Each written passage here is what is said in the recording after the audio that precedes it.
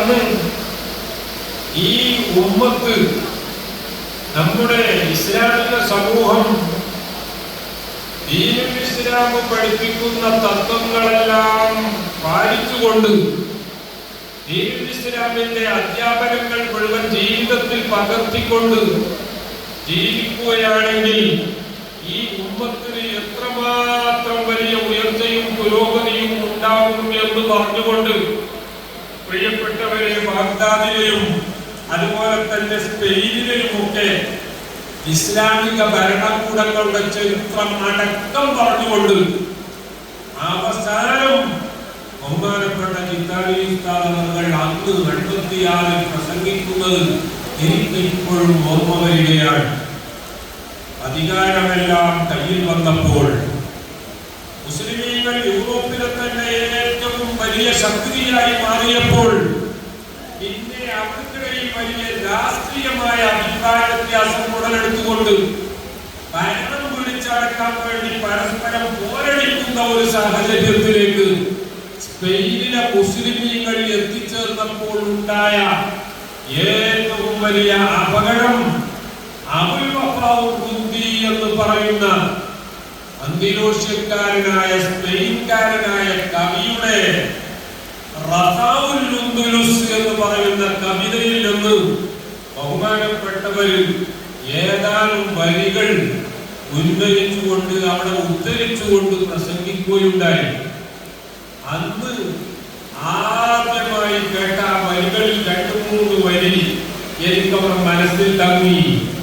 അന്തോസ്താദ് തുറന്നുകൊണ്ടത് തന്നെ അബുൽ വഫാഉൽ ഖുന്ദിയുടെ ലികുല്ലി ശൈഇൻ ഇദാ മാ തമ്മ നുഖ്സാനു ഫലാ യഖുറു ബിതിബിൽ ലൈശി ഇൻസാനു എന്ന് പറഞ്ഞുകൊണ്ടാണ് ഇങ്ങനെ പറഞ്ഞിട്ട് ഫസ്അൽ ബലൻസിയത്തൻ മാശൽ മുർസിയത്തി വഅയ്ന ഖുതുബതു വഅയ്ന ജയ്യാനു.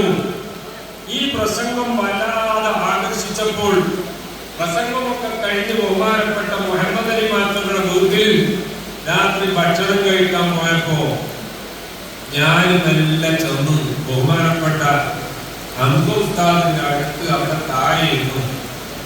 ഉസ്താദെ, എനിക്ക് ഉസ്താദിന്റെ പ്രസംഗത്തിൽ പറഞ്ഞ ആ വയലിൽ പറഞ്ഞ ആ വരികൾ, ആ കൊർഡോവയെ പറ്റിയും അതുപോലെ തന്നെ ആ സ്പെയിനിലെ നഗരങ്ങളെ പറ്റിയും ആ സ്പെയിനിന്റെ ഇസ്ലാമിക് സ്പെയിനിന്റെ തകർച്ചയെ പറ്റിയും ഒക്കെ ഉസ്താദിന്റെ പ്രസംഗം വളരെയധികം നല്ല ആകർഷകമായി തോന്നി. എനിക്ക് ആ ബെയ്ത്ത് ഒന്ന് ഏതാനും വരികളൊന്ന് പറഞ്ഞു തന്നാൽ ഞാനതൊന്ന് എഴുതിയെടുക്കാമായിരുന്നു.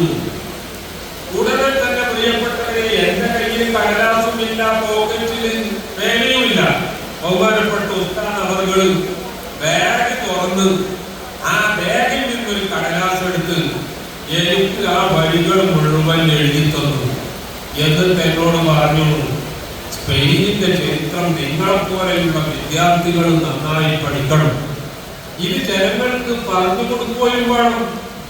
നമ്മുടെ ഇസ്ലാമിക സമൂഹത്തിൽ അധികാരം ഇല്ലാതിരിക്കുകയാണ് ഏറ്റവും നല്ലത് എന്ന് കരുതുന്ന ആളാണ് ഞാൻ എന്ന് പ്രിയപ്പെട്ടവരെ, അന്ന് 1986 ബഹുമാനപ്പെട്ട കൻസുൽ ഉലമ പറഞ്ഞത് ഇപ്പോഴും ഓർക്കുകയാണ്. നമുക്ക് അധികാരം കിട്ടുമ്പോൾ പിന്നെ ആ അധികാരത്തിന് വേണ്ടിയുള്ള പിടിവലിയായിരിക്കും നമുക്കിടയിൽ നടക്കുക. അതുവരെ നമുക്കുണ്ടായിരുന്ന ആശയത്തോടുള്ള പ്രതിബദ്ധത തന്നെ നഷ്ടപ്പെടാൻ, അങ്ങനെ അവസാനം നമ്മുടെ വിനാശത്തിൽ തന്നെ അത് കാരണമാകും എന്ന് ഈ സ്പെയിനിന്റെ കാര്യം ഉണർത്തിക്കൊണ്ട് പ്രസംഗത്തിൽ പറഞ്ഞതിന്റെ പുറമെ എന്നോട് പ്രത്യേകം പറയുകയുണ്ടായി. അതുകൊണ്ട് നിങ്ങളെപ്പോലെയുള്ള വിദ്യാർത്ഥികൾ നന്നായി ചരിത്രം പഠിക്കണം എന്ന് ബഹുമാനപ്പെട്ട കൻസുൽ ഉലമ ഉസ്താദ് അവർകൾ അന്ന് നല്ല ഒരു ഉപദേശവും നൽകുകയുണ്ടായി.